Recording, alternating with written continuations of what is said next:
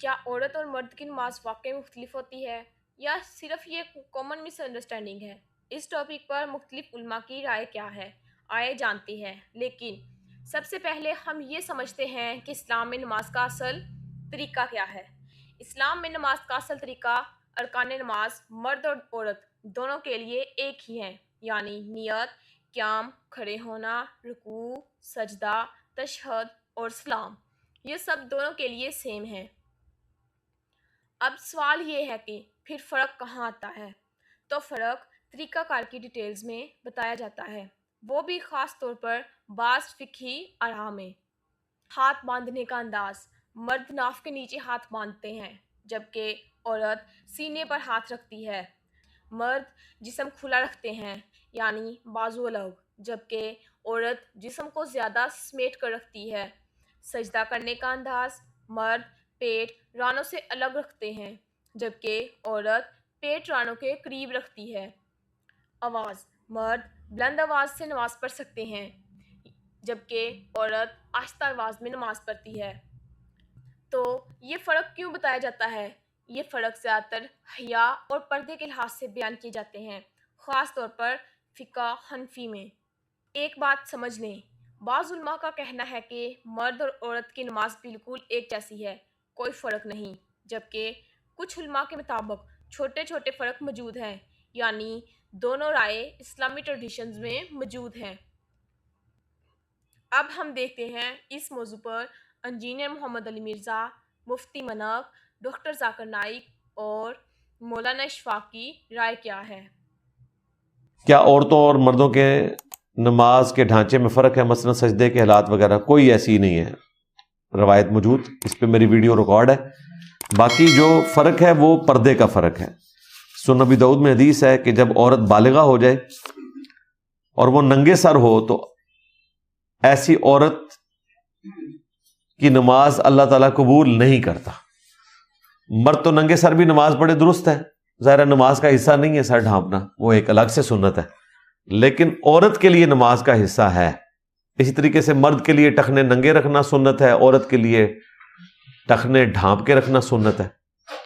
تو اس قسم کے فرق ہیں، باقی نماز کے طریقے میں کوئی فرق نہیں ہے، نہ وضو کے طریقے میں کوئی فرق۔ کیا ضرورت پڑے؟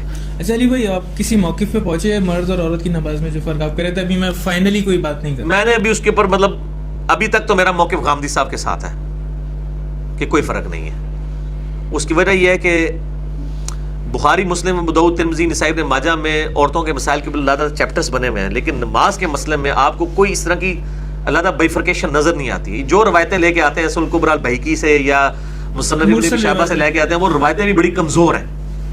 لیکن مولانا اسحاق صاحب کا موقف اپنی جگہ مضبوط تھا، وہ کہتے ہیں عملی تواتر اس کو سپورٹ کر رہا ہے کہ شیعہ کے ہاں روایتیں ایسی ملتی ہیں، شیعہ بھی عورت مرد کی نماز کا فرق کرتے ہیں اور اہل سنت میں بھی کرتے ہیں۔ ان کا موقف یہ ہے کہ امام تیمیہ نے یعنی یہ پہلی دفعہ مسئلہ اٹھایا ہے، حالانکہ ایسا نہیں ہے، امام بخاری بھی اس کے قائل لگتے ہیں۔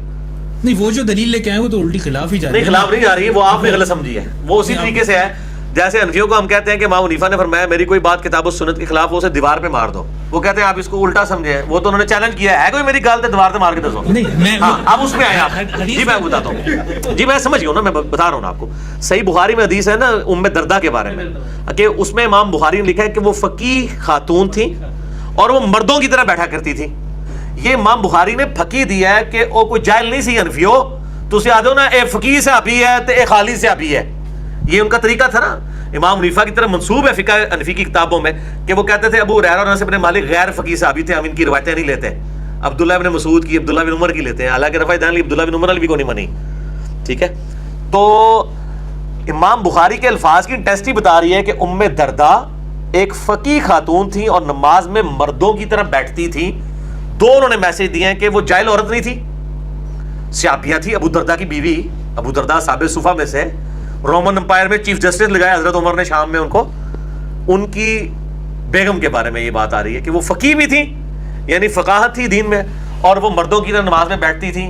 یہ امام بخاری نے بتایا کہ وہ مرد عورت کی نماز کا فرق نہیں کرتی تھی۔ لیکن اس سے بات یہ بھی سمجھ میں آ رہی ہے نا، اس کا مطلب ہے کہ وہ مردوں کی طرح بیٹھتی تھی تو عورتوں کا بھی کوئی طریقہ تھا۔ جی تو یہ ہوتا ہے نا، یہ مطلب تو ہے نا، یہ بھی نکل جی جی کیوں کہ وہ مردوں کی طرح بیٹھتی تھی نماز کے اندر، کہ بھئی اس زمانے میں یہ مسئلہ ہوگا، ہم کہتے ہیں مسئلہ ہے، ہم کہتے ہیں کیوں نہیں مسئلہ، جب جز رفع الیدین میں آتا ہے کہ امام بخاری عبداللہ بن عمر کے بارے میں نقل کرتے ہیں کہ وہ کنکریاں مارتے تھے اس بندے کو جو رفع الیدین نہیں کرتا تھا. تو ظاہر ہے اس سے نکلتا ہے کہ اس زمانے میں لوگ رفع الیدین نہیں کرتے تھے, سستی کی وجہ سے چھوڑ دیتے تھے. عبداللہ بن عمر ان کو یاد دہانی کرواتے تھے, ٹھیک ہے, متبع سنت ہے, وہ یاد دہانی کراتے تھے. میں یہ بہت بڑا جملہ بولتا ہوں, آج کے دور میں جتنی گمراہیاں موجود ہیں نا, یہ کسی نہ کسی فارم میں صحابہ کے دور سے شروع ہوئی ہوئی ہیں. یہ رجم کی سزا کا انکار صرف غامدی صاحب نے نہیں کیا, خوارج بھی رجم کی سزا کو نہیں مانتے تھے, ٹھیک ہے. اور خوارج کم از کم تابعین تو تھے نا یار, باقی ان کی تعویل کی غلطی اپنی جگہ, لیکن وہ زمانے کے تھے نا. تو غلطیاں تو ہر زمانے سے, معتزلہ کئی معاملات میں ان کا اختلاف رہا ہے. یہ عذاب قبر کے جو منکرین والا ایشو ہے اور برزخ اور یہ فرق ہے, وہ آج کے تو نہیں ہے, شروع سے ہے. اسی لیے امام بخاری کو کتاب میں باب باندھنا پڑا, اور امام بہقی نے اس بات عذاب قبر پوری کتاب لکھی ہے. وہ اسی لیے لکھی ہے کہ لوگ انکاری تھے, وہ ہر زمانے میں ہوتے ہیں.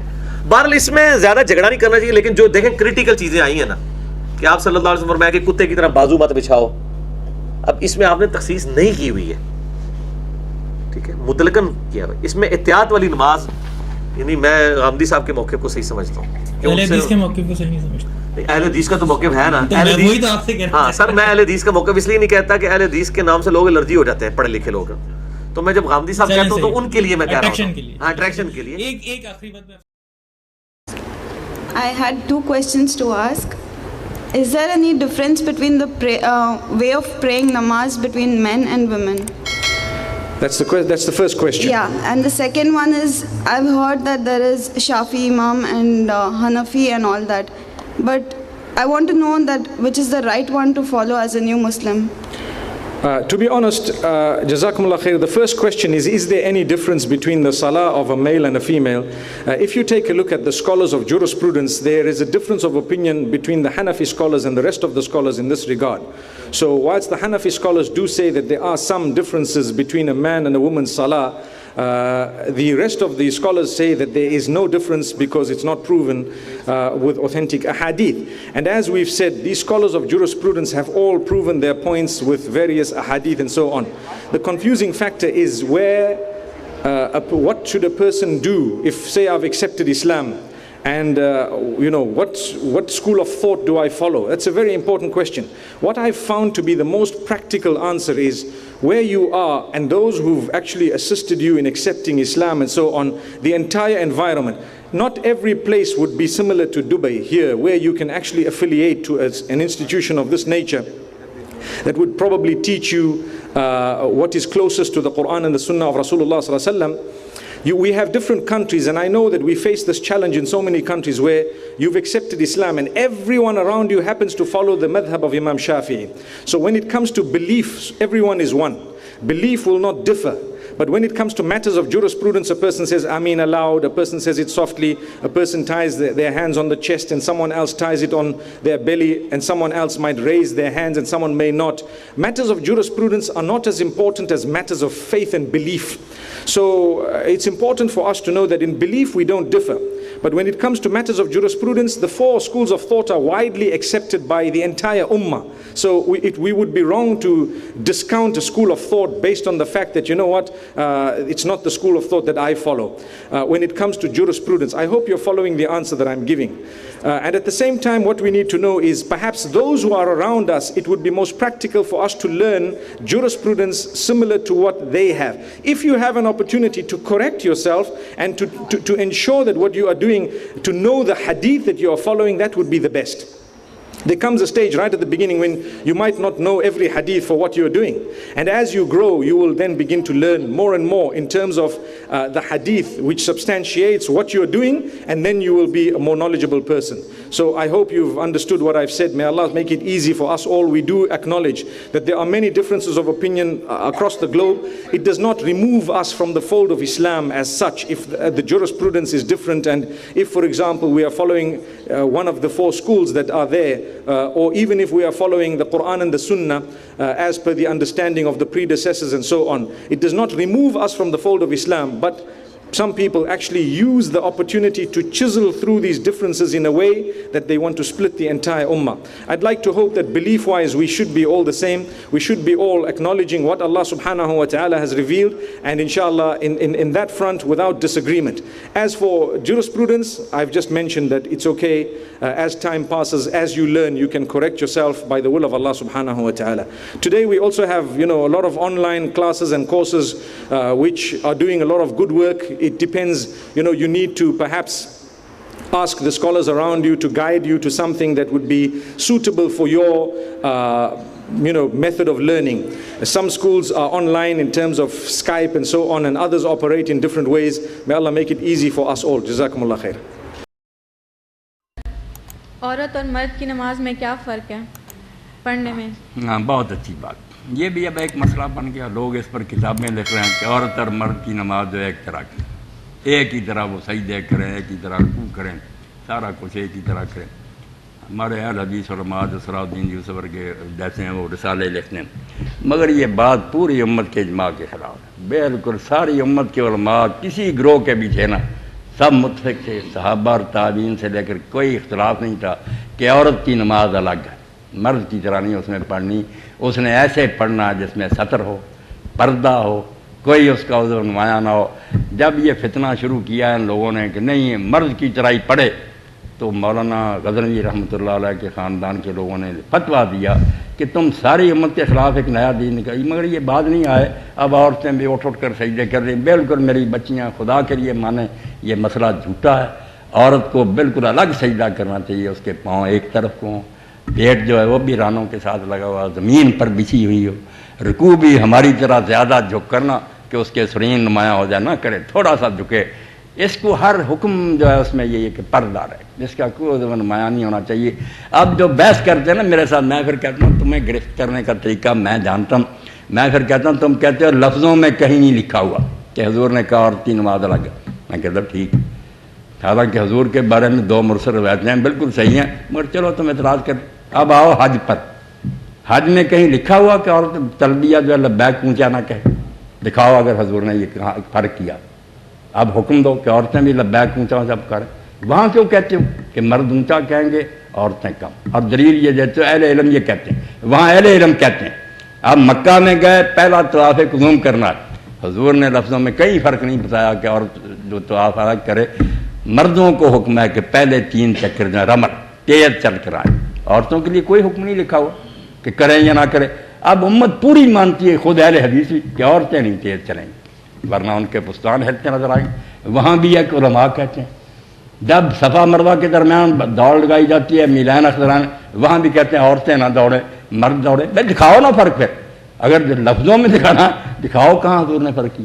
73 کا جب ایک قانون مقرر ہو گیا کہ عورت ہر معاملے میں ایسا طریقہ اختیار کرے کہ اس کا جسم نمایاں نہ ہو، کوئی حصہ نظر نہ آئے، ایک قاعدہ بن گیا. اس سے ساری امت نے سمجھا، پورے چاروں امام شیعہ سب دنیا متفق کہ عورت جو ہے الگ طریقے سے سجدہ کرے.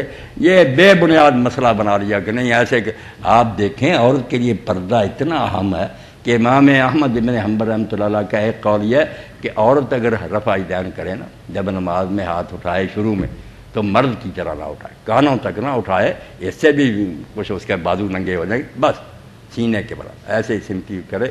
اور ایک قول یہ کہ یہ رفع یدین کرے ہی نہ، اندازہ کرو اللہ کے رسول کی سنت فرمایا نہ یہ ہاتھ نہ اٹھائے، پھر بھی کپڑے میں سے حرکت نظر آئے گی. کیسے اس کو اللہ نے عورت کہا؟ عربی میں بھی عورت کہتے ہیں.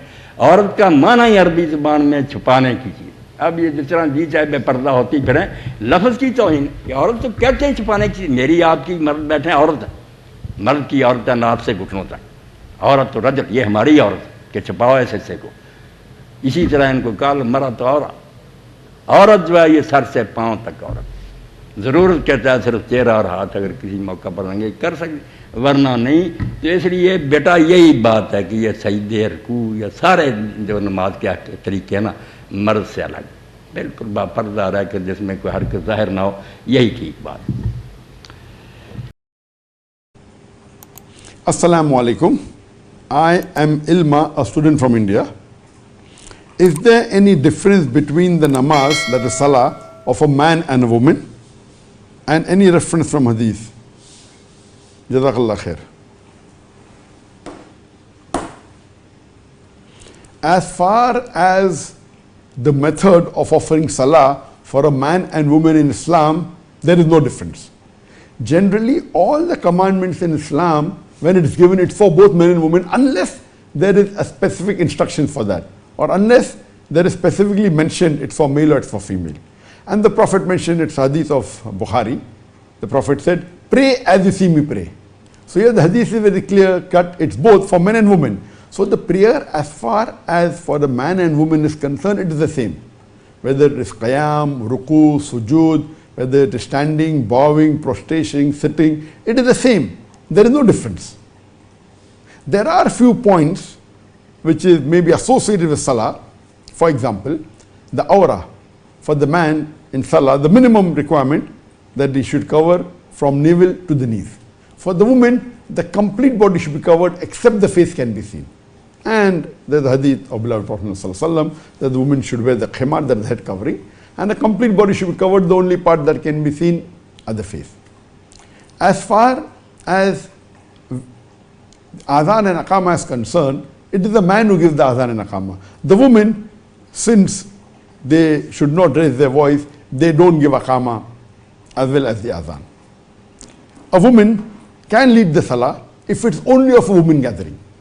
If it's only a woman's congregation, she can lead the salah, but when she leads the salah, she does not stand ahead, she stands in the first row, in the center of the first row.